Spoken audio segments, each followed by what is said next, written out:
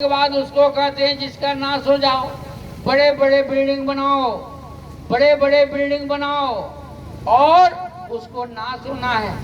लेकिन आपके अंदर में यह शरीर को भी नाश होना है, कि दो आंख का भी नाश हो जाना है, लेकिन आपके अंदर में जो आत्मा है उसको नाश नहीं होना। उसी आत्मा की बात, उसी आत्मा की बात जो सत्य है और ईश्वर सत्य है, इसी की चर्चा हमारे गुरु महाराज सत्संग में करते हैं। सत्य जोड़ संगत, यानी सत्य के सत्य को जोड़ने का संग नाम क्या है?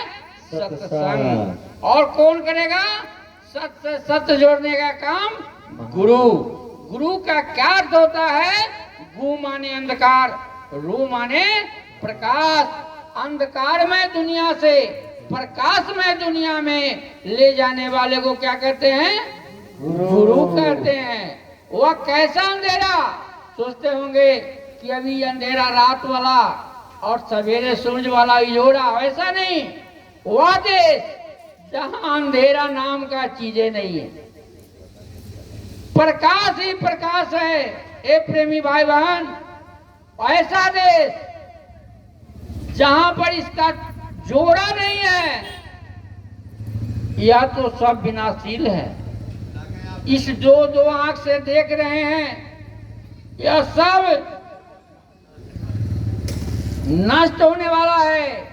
लेकिन आपके अंदर से जो आपकी तीसरा नेत्र, जो जीवात्मा कहते हैं, उस चीज से जितने भी चीज देखिएगा वह नष्ट होने वाला नहीं है। वही आत्मा का आंख है। इसीलिए गुरु महाराज कहे कि देखो बच्चा, अरे जिसके लिए तुम मरते हो वो उस आदमी को देखो। तुमको पता है, अरे महाभारत में कहानी सुना है कि कृष्ण का एक भागना था जो अर्जुन का पुत्र, क्या नाम था? अभिमन्यु। वह मां के गर्भ में चक्रवेदी बाण, यानी चक्रव्यूह को तोड़ना, क्योंकि वह सो गई थी तो आधे जानता था।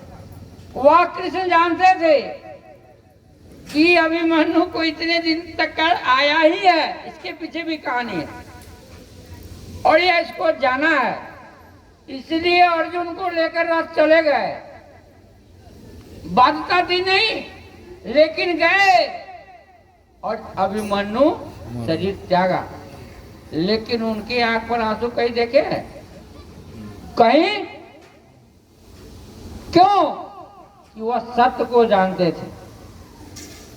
हे प्रेमी भाई बहनों, अर्जुन रोने लगा, कलपने लगा, हाय बेटा, हाय बेटा। क्यों? सत्य को नहीं जानता। गंधर्व जब बाण उठाना छोड़ा तो कृष्ण भगवान सत्य की चर्चा करने लगे। नहीं मानोगे? नहीं माने। कहे थे चलो तुम्हारा बेटा के ही दर्शन कराते। जब वहां गया तो अभिमन्यु से जब अर्जुन मिला तो अभिमन्यु क्या कहा? अरे तुम्हारा मैं 14 बार बाप बना था। एक बार नहीं, कितना बार? 14 बार। एक बार नहीं आया था। अब थोड़ा देर के लिए मैं तुम्हारा बेटा बन गया।